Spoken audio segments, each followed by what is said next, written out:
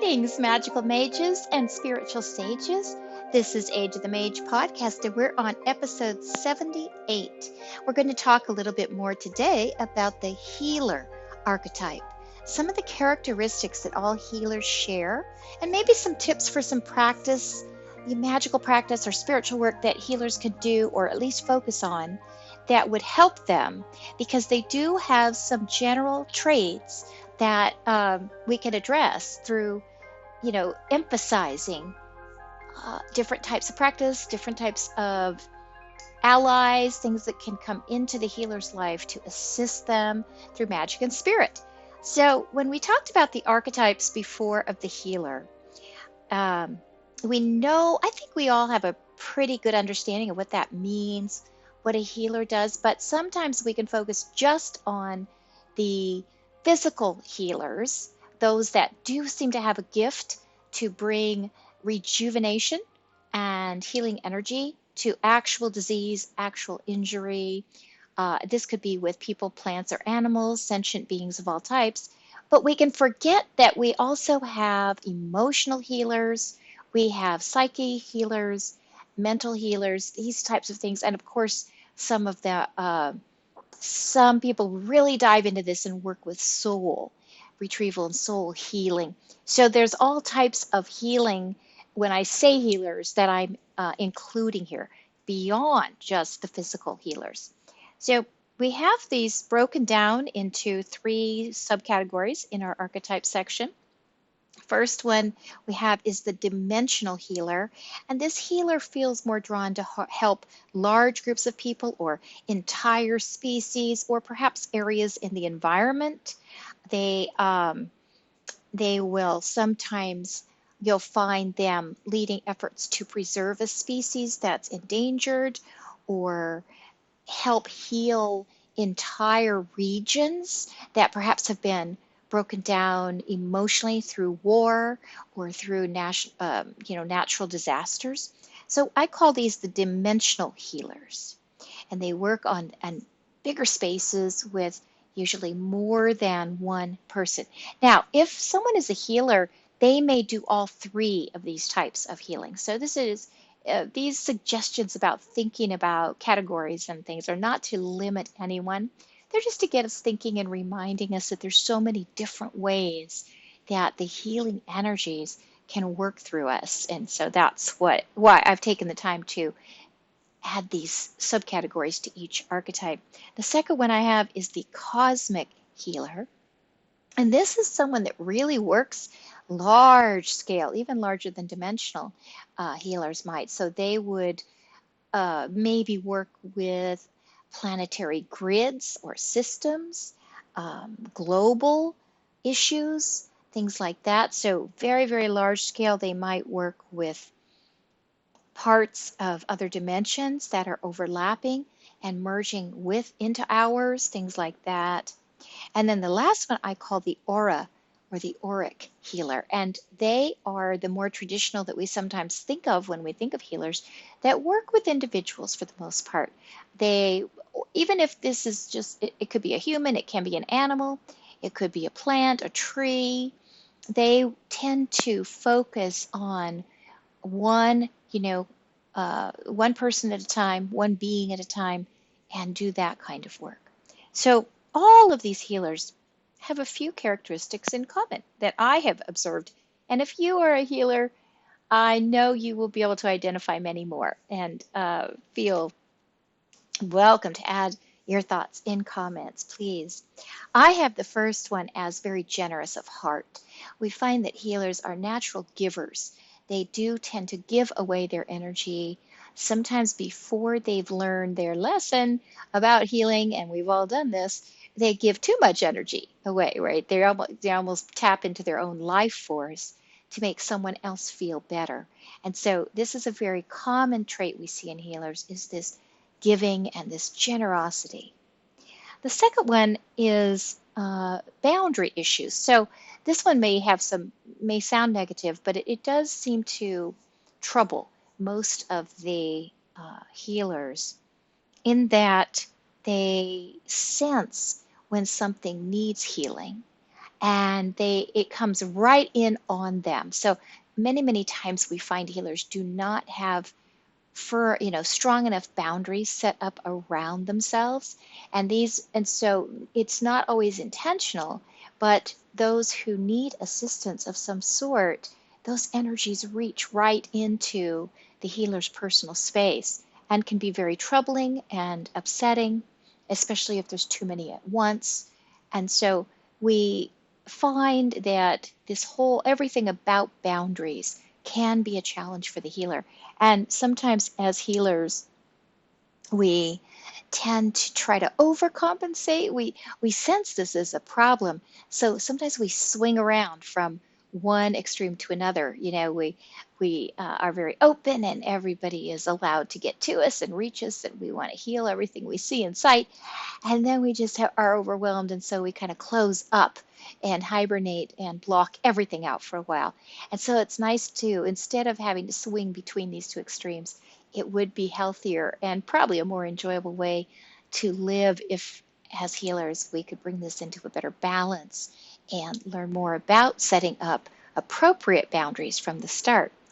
The third one is a little bit like the boundary issue. I find that many healers are natural empaths. So we hear a lot about empaths these days. We're becoming more and more aware of the phenomena, and that so many people are.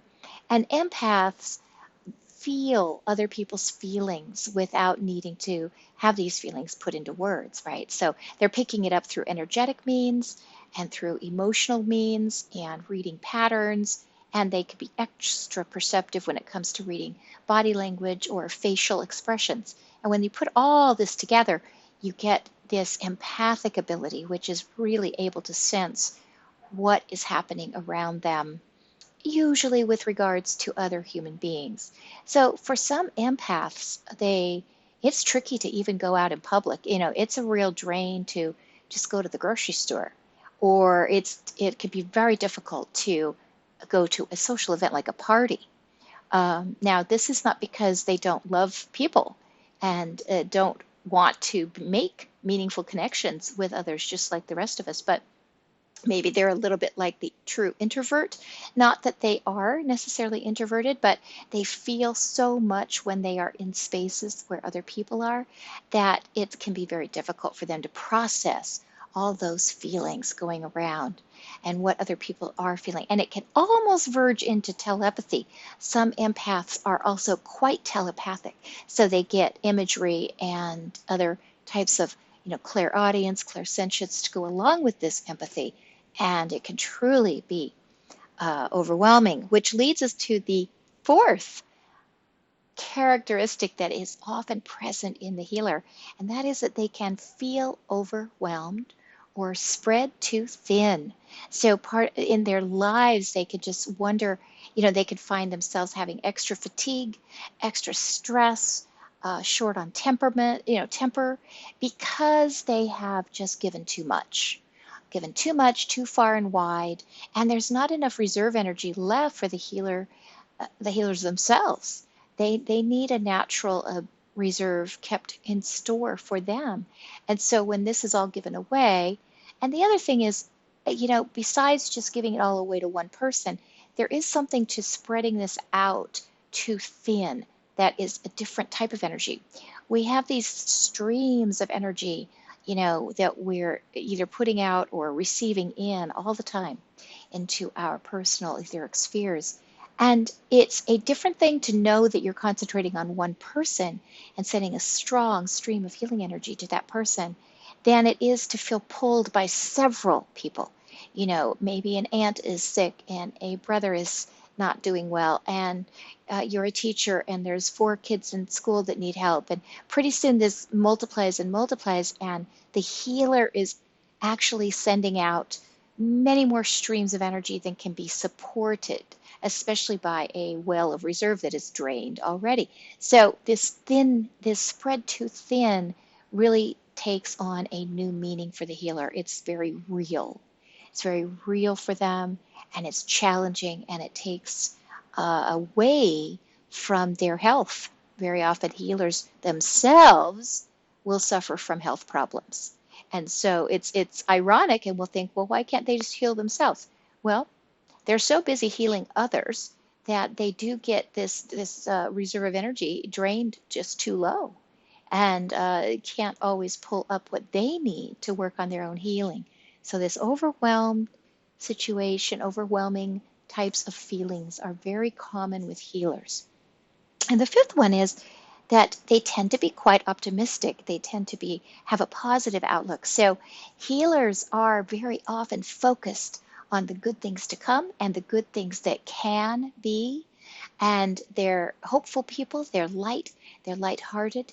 Now this is, I know it's a generalization, and it's also something that is more prevalent in those healers who are healthy and doing well. But the reason I want to mention this is there are so many different types of magical work and spiritual work that we can do.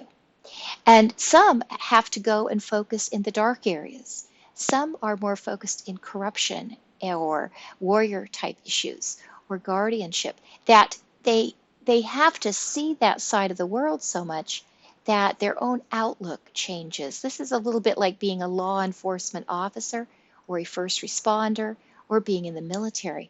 When you are confronted with some of these darker, heavier situations over and over again, your worldview changes, and you can become more of a realist, perhaps even a pessimist, and you see the shadows more easily. You see where things could go wrong more easily. Those become more real to you because of the type of work you're doing. When we have people like healers or weavers, and these that are focusing on rebuilding, reestablishing, rejuvenating, healing the arts, they tend to work many times in the light, and their focus is on bringing vibrations and frequencies up higher.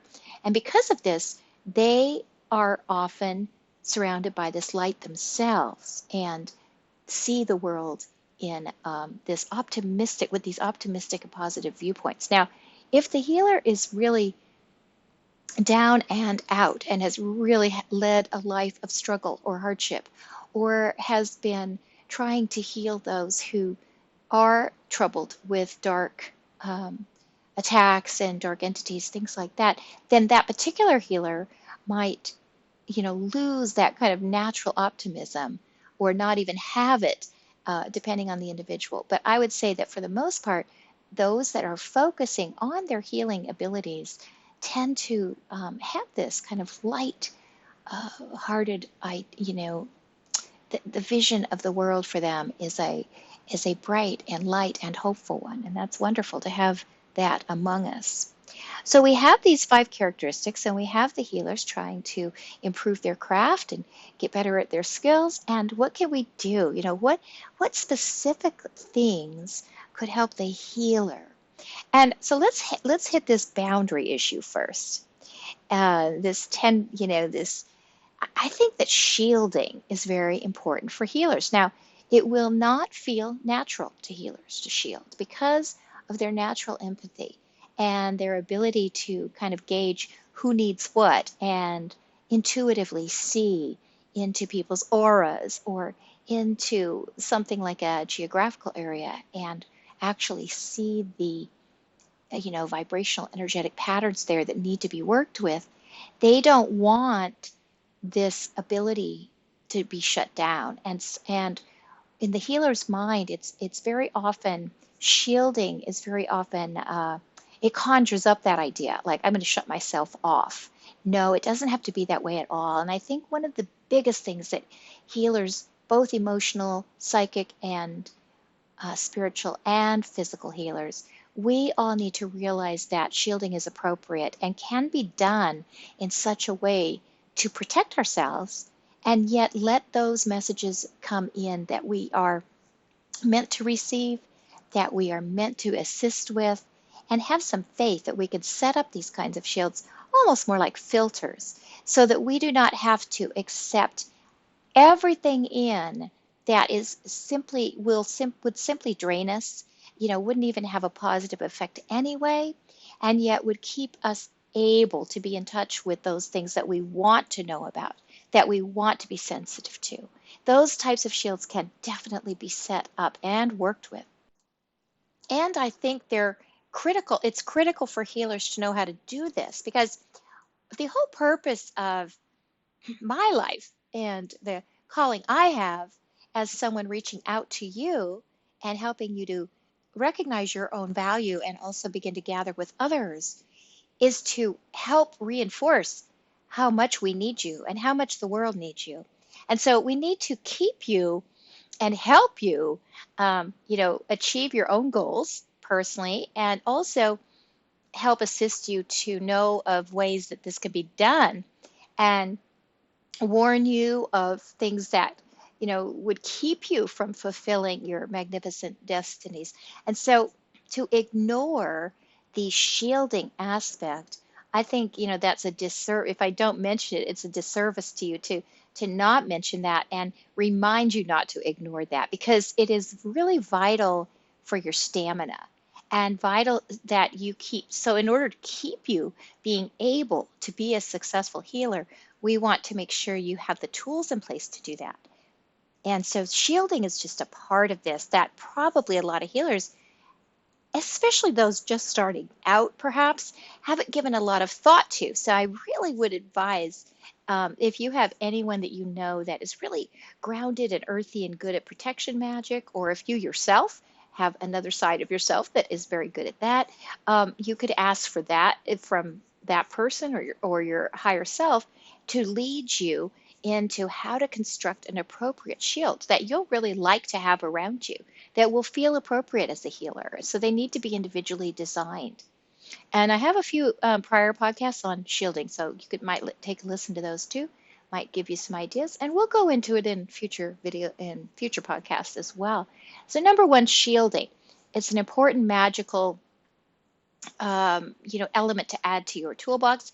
If you lean towards spiritual work, just ask those allies that you rely on for the shielding, whether you every time, get into the habit of asking for divine help when you leave your home, that you will have appropriate shields up, things like that. And so whichever approach you take, whether you construct your own etheric work, tools and things, or whether you go for alliance assistance, whatever the case may be, please give a lot of thought to your shielding. It's going to be very, very important in the coming days for all of us, but for healers, sometimes it just gets neglected. So that's why I want to really emphasize that. All right, second thing to help healers is personal healing. So we all know this. I know it's pretty intuitive, especially after going through the characteristics, but healers very often just don't take enough time for themselves.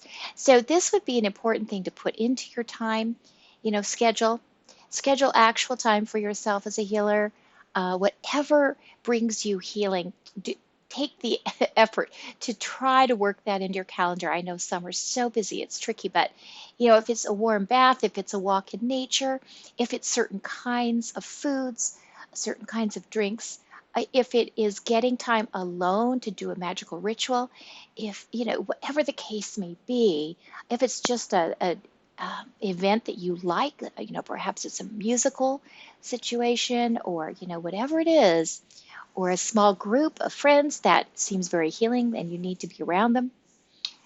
Remember personal healing. Very, very important for the healers who are just such givers. It can be tricky for them to claim their own time because it feels selfish. It just feels selfish automatically. So no, it's not selfish. We need you to be able to keep healing and keep functioning and stay healthy yourself. And so in order to do that, you need to claim some of this healing time for yourself. And you might even want to seek out other healers that you trust and know if you feel that you are dipping low in some type of energy, physical or emotional, and reach out and say, I need some of your healing. So don't hesitate to call on others. That's another thing healers just aren't very good at, is they want to be so self-reliant, and they get feeling guilty if they can't heal themselves. What's wrong with me type of feelings. Nothing's wrong with you. We just all need some connectivity from time to time, and an outside influence to help us.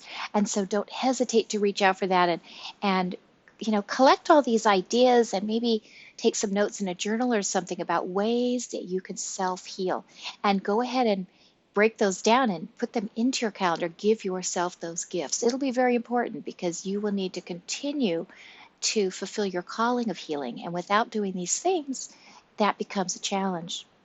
The third one is personal sovereignty. So again, the healer, there's almost like it just goes with the calling, doesn't it? That we feel like, oh, we need to help everyone who needs help. I can't turn anyone away. Or if you are one that feels the call of animals, you'll feel the same. If you are one that feels the call of the planet, you will feel the same, especially right now with so much going on. If you are one that feels the call of large areas, geographical areas, certain countries, nations, regions where people are in grief or struggling and suffering, you will feel that call constantly, constantly. And it gets very difficult for the healer to know when to say no, or at least know when to tone down their expenditures of energy. And so we must begin to respect our personal sovereignty because it's a part of the new timeline that we want to align with, this respect for our personal space. And if we don't start right here and now doing that, then we do not start acquiring the vibrations that align with that principle. So it's very, very important that healers start to realize they have the right to personal sovereignty just like anybody else. And you do some brainstorming as a healer and see where your comfort levels are. You know, what kind of cutoff points can you establish and feel okay about? It will be very different for each individual, but please give some thought to this and set up some boundaries. It's a little different than just straight up boundaries, right? It's more of the sovereignty is more of a space to be maintained. And it's not so much about the wall around that space as it is about the space itself and what you want to fill that space with. And that is up to you. That's truly up to you. And so you need to give some thought to that. And if that space is constantly filled by people or, beings in need, then there's not a lot of room in that space for other things that you deserve as an individual, as a person. So spend a little time brainstorming about what sovereignty means to you as a healer and claim that space back for yourself. And give that some thought. And then the other thing I think that really feeds the healer soul is go ahead and explore and develop new techniques for yourself. I had an experience not too long ago where I wasn't actually trying to heal so much as do something else that's maybe akin to healing. I could sometimes draw out dark energy. So I was doing that, and I realized I did not set up enough shields for myself. It's always been fine before. I never had trouble. But the energies on Earth are changing, and the dimensions are merging together. We're getting thinner and thinner boundaries. And so what might have worked just a month ago, you may find you are now challenged with, or is presenting some problems all of a sudden. So this is the time to really explore new ways to implement, work with your healing energy, new tools to implement as you do that. And this kind of feeds the healer's soul anyway. We tend to like to investigate new ways. We can help people, we can help the planet. So this should be a fun thing to do. But please consider it as an important part as you move forward, because I think we need to realize we want to keep up with the changing energies and these new frequencies coming in and these new challenges. So if we stay a step ahead of the game and explore some ways other healers are working now and what they're finding works and what doesn't work, and then explore on your own, investigate with your own guides, with those that you trust. And this can be a very healing experience in itself for those of us who like to heal, because it is expansive and it gives us more hope, more light, all these things that healers naturally feel very aligned with. Well, it's been wonderful to share some more time with you and go over these things for the healer archetype. And I will close and be back soon and say goodbye for now.